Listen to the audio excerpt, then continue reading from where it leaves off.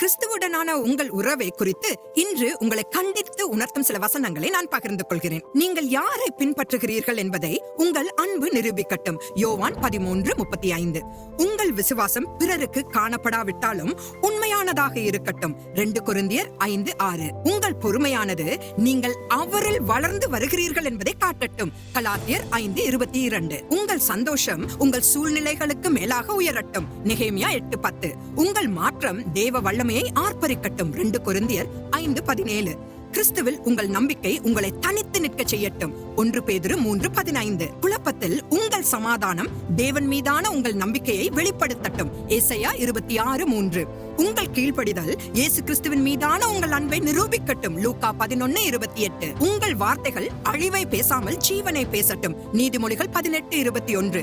இறுதியாக உங்கள் மன்னிப்பு கிறிஸ்துவின் இரக்கத்தை பிரதிபலிக்கட்டும். கொலோசையர் 3:13.